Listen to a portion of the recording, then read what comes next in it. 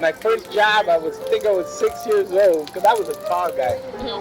I had to take a hose in the back outside in the summertime, take all the pop bottles and hose them off so the roaches will come out, because the truck drivers won't take the roaches. Uptown to Mr. Modesto Rivera was a movie. Every corner was a memory. Every place held meaning, especially his father's grocery store. His father, Modesto Rivera Sr., a Puerto Rican immigrant, kept him grounded with all that was going on politically amongst activist groups such as the Black Panther Party, Rising Up Angry, and the Young Lords. But his father also kept him neutral instead of joining a gang during his chaotic street life. Uptown to me consists of the Golden House. It is a second home to me. I'm used to going to my mom's work, the Golden House, where I had my 20th birthday, where my mom brought a huge flan that was shared with all the regulars and other employees.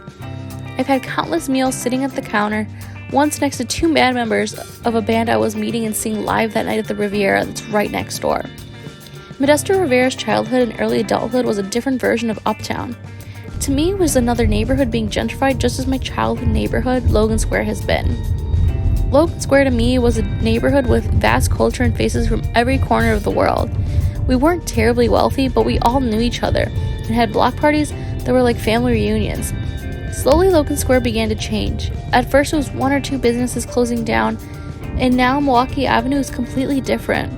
There are breweries on top of one another, a local travel agency owned by the sweetest Puerto Rican couple, gone. Everything changed. And most of my neighbors, whether Polish or Mexican, are now gone and replaced by young white professionals.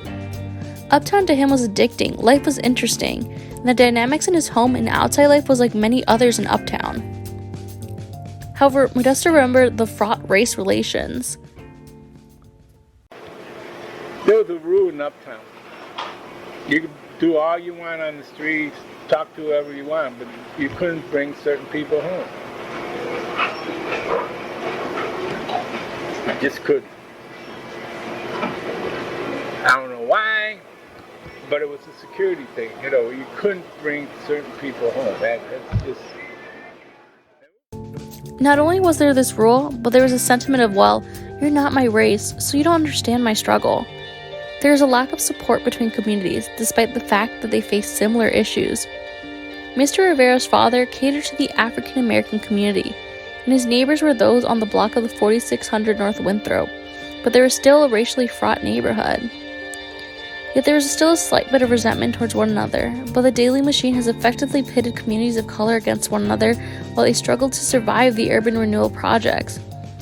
Projects such as Truman College displaced thousands of families, as well as taken people's lives through arson for profit.